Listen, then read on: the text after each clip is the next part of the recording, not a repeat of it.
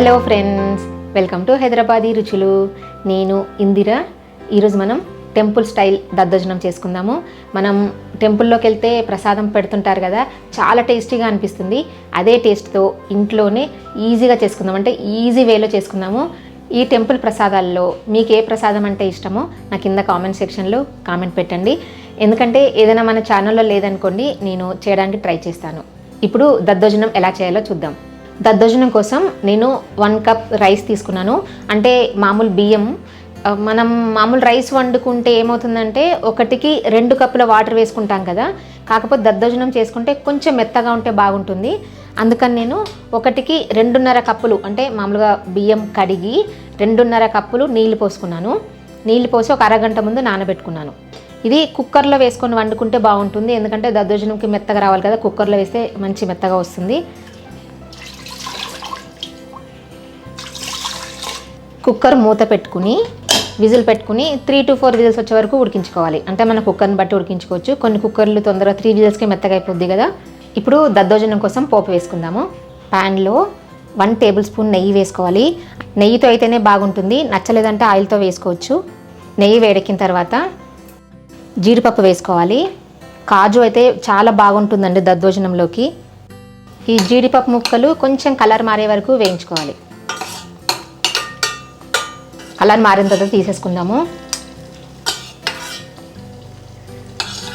వేరే బౌల్లోకి తీసి పెట్టుకోవాలి.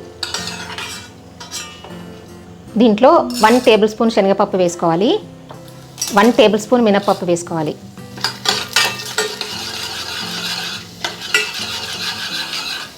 హాఫ్ టీ స్పూన్ ఆవాలు, హాఫ్ టీ స్పూన్ జీలకర్ర వేసుకోవాలి. తర్వాత ఒక పావు టీ స్పూన్ మిరియాలు వేసుకోవాలి. ఈ మిరియాలు నెయ్యిలో వేగితే చాలా బాగుంటుంది. దీంట్లో ఎండుమిర్చి, 2 ఎండుమిర్చిని ముక్కలు చేసుకొని వేసుకోవాలి. ఇందులో పచ్చిమిర్చి వేసుకోవాలి.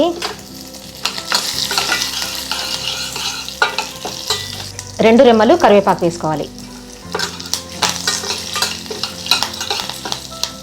తర్వాత దీంట్లో చిటికెడు ఇంగువ వేసుకోవాలి. ఒకసారి కలుపుకొని స్టవ్ ఆఫ్ చేసుకొని పక్కన పెట్టుకోవాలి. కుక్కర్ చల్లారిన తర్వాత ఓపెన్ చేసుకోవాలి. రైస్ ఉడికింది కదా, దీన్ని కొంచెం మ్యాష్ చేసుకోవాలి, ఎందుకంటే మనకి దద్దోజనం మెత్తగా ఉంటే బాగుంటుంది కదా. ఇప్పుడు ఈ రైస్ని ఒక మిక్సింగ్ బౌల్లో వేసుకుందాము. కొంచెం చల్లారనివ్వాలి, రైస్ కొంచెం చల్లారితే బాగుంటుంది. ఇప్పుడు మనం దీంట్లో పెరుగు వేసుకొని కలుపుకోవాలి. ఇది ఇంట్లో తోడుపెట్టుకున్న పెరుగు అండి.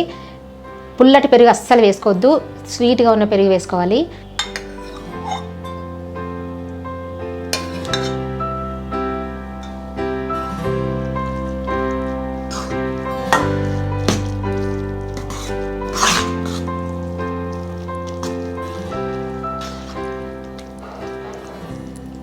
కొంతమంది పాలు కూడా పోసుకుంటారు, కాకపోతే నాకు పెరిగే బాగుంటుంది అనిపిస్తుంది. నా పెరిగే స్వీట్గా ఉంటుంది, అస్సలు పుల్లగా ఉండదు, అందుకని నేను మొత్తం పెరిగే వేసుకుంటున్నా.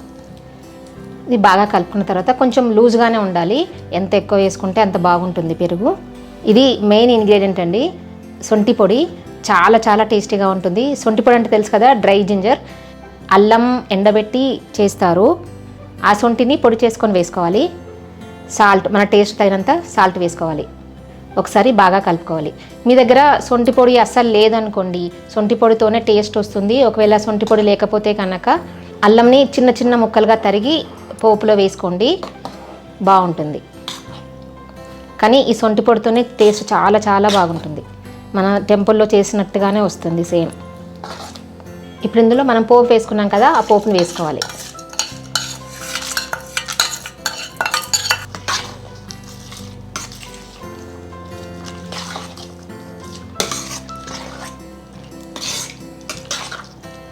బాగా కలుపుకున్న తర్వాత మనం వేయించుకున్న జీడిపప్పు కూడా వేసుకొని కలుపుకోవాలి.